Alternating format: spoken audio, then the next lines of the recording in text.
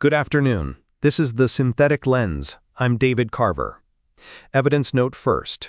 At our 1 p.m. Pacific Trial Watch check, we searched the Northern District of California case page, Judge Gonzalez Rogers' calendar, CourtListener and recap, docket alarm, Pacer adjacent public pages, Gov info, and targeted searches for transcripts, minute entries, orders, rulings, exhibits, and trial sheets. We found no public May 11th or May 12th transcript, no new minute sheet, no ruling on the weekend trial briefs, and no Doc 535 or later. The newest public court filing we captured is Doc 534, OpenAI's trial brief about limiting Dr. Zico Coulter's safety governance testimony. So this is a carefully attributed courtroom reporting episode, not a transcript episode. And the reason we're publishing now is simple. Sam Altman is finally on the stand. That is new. It is major witness testimony beyond EP 94's Week 1 recap and beyond our Nadella and Sutz cover specials. AP, Reuters, ABC7, and several other outlets now report substantive Altman testimony from Tuesday. The legal frame is also different today. For 2 weeks, the jury has heard other people describe Altman: Musk, Brockman, Marotti, Toner, McCauley, Nadella, Sutskever, and Taylor. Now Altman is answering the case in his own voice. But every claim here needs attribution. These are reports of testimony and trial evidence, not findings by the judge or jury. Let's start with what AP reports. AP says Altman took the witness stand Tuesday to defend his business record in the civil trial against Elon Musk and to rebut testimony that disparaged his leadership. AP also says Altman testified about concerns he had over Musk's attempts to gain more control of OpenAI, while OpenAI was pursuing artificial general intelligence. Reuters moved the sharper version of that frame. Its May 12th update says Altman denied Musk's claim that he betrayed the ChatGPT maker's mission and said Musk wanted control of OpenAI. That matters because control has been the through line of this trial.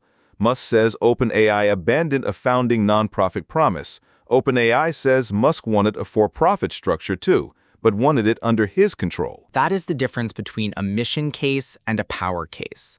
Musk's legal theory depends on persuading jurors that OpenAI's later structure violated a charitable trust or founding commitment.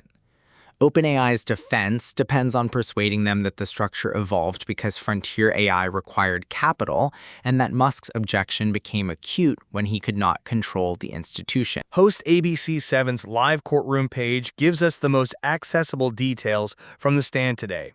It reports that Altman testified he almost did not even start OpenAI because he thought Google was so far ahead in artificial intelligence that trying might be hopeless. That's a useful origin detail because it cuts against the myth that OpenAI began as an obvious empire in waiting. The story Altman appears to be telling is, this started as a response to a dominant incumbent, not as a pre-written plan to build an $800 billion company. But Musk's side has its own documentary evidence. ABC7 reports that Altman's own words were used in court, including a 2017 email to Musk where Altman wrote, quote, "I remain enthusiastic about the nonprofit structure." That is not a trivial exhibit. Musk's side can use it to argue that Altman personally reassured Musk about nonprofit control while OpenAI was also discussing a for-profit entity. And the defense answer, according to the same ABC7 account, sits in a later exchange. ABC7 reports that when 2022 reports surfaced saying Microsoft was considering further investment in OpenAI, Musk texted Altman that the situation felt like, quote, a bait and switch, after saying he had provided almost all the funding. ABC7 says Altman responded, quote, "I agree, this feels bad," and added that OpenAI had offered Musk equity in its capped for-profit entity, which Musk declined at the time. That exchange is the whole trial compressed into 3 texts.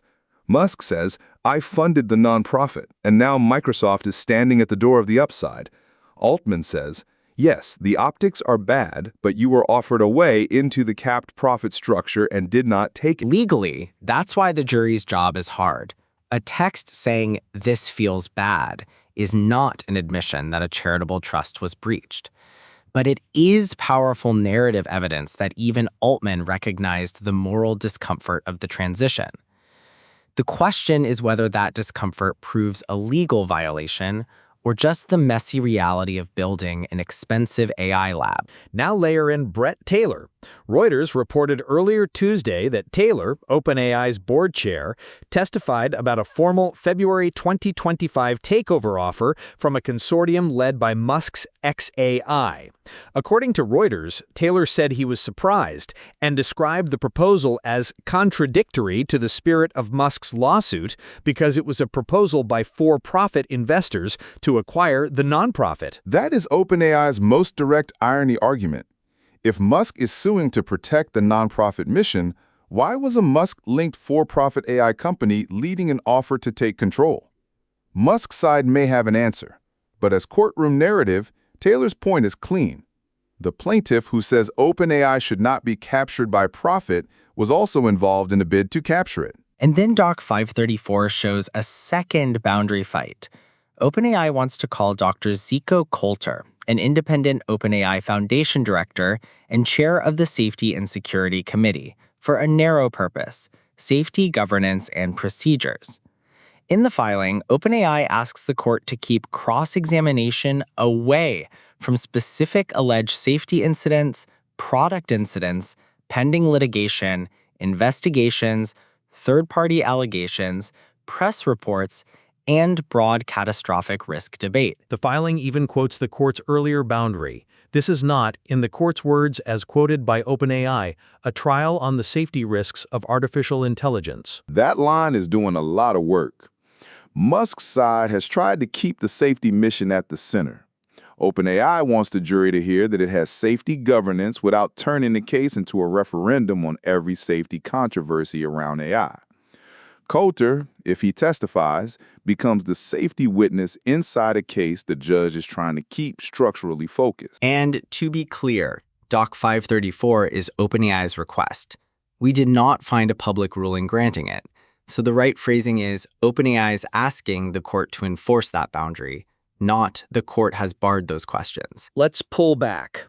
EP 94 covered the first week foundation, Musk's founding story, early promises, Burchell, and the first round of OpenAI witnesses. Since then, the trial has narrowed into 3 questions. Who controlled OpenAI? What did the mission require? And did the money change the answer? Nadella answered the money question from Microsoft's side. Microsoft saw a partner and took a risk. Sutskever answered the internal governance question from inside the board crisis. Reuters reported he testified about a long-running effort to document alleged Altman dishonesty. Taylor is answering the repair and control question from the board chair's seat. And Altman now has to answer all 3 at once. He has to explain why a nonprofit-born AI lab could accept Microsoft-scale capital, create capped profit and public benefit machinery, keep him in leadership after the 2023 ouster, and still claim continuity with the original mission. The risk for Musk is that jurors may see the case as buyer's remorse plus rivalry. He left, started xAI, and now wants to unwind the institution he no longer controls. The risk for OpenAI is that jurors may see the same facts as a bait and switch, donor-funded mission rhetoric giving way to a commercial machine with Microsoft economics attached. The phrase OpenAI mission is doing almost theological work now. For Musk, the mission seems to require structural restraint, nonprofit control, openness, and insulation from commercial capture. For OpenAI, the mission seems to require capability, enough capital, compute, and corporate architecture to build frontier systems safely. Both sides can say they are protecting the mission. They mean different mechanisms. That is why Altman's testimony matters more than any single quote. If he sounds like the steward of a mission that had to evolve, OpenAI's defense gets stronger. If he sounds like the architect of a conversion that outgrew its promises, Musk's theory gets oxygen. But without a transcript, we should not overread tone, pauses, or courtroom color. We have reported facts, headlines, and attributed accounts, not the whole record. Self-check before we close. We found no public transcript, minute sheet, ruling, or Doc 535+. We captured Doc 534, which is OpenAI's Coulter safety testimony scope brief, not a ruling. Reuters reports Altman took the stand and testified about Musk's attempts to gain more control. Reuters reports Altman denied betraying the mission and said Musk wanted control. ABC7 reports the 2017 nonprofit email, the 2022 bait-and-switch text, Altman's "I agree this feels bad" response, and that his testimony is expected to continue Wednesday. Reuters reports Taylor testified about a February 2025 XAI-led takeover offer. Every legally sensitive claim in this episode is attributed. The legal bottom line: today's testimony does not settle whether OpenAI breached any duty. It gives jurors Altman's explanation of the same structural transformation Musk calls betrayal. The technology bottom line: this is the control problem in human form. If AGI requires enormous capital, whoever controls the capital may end up controlling the mission.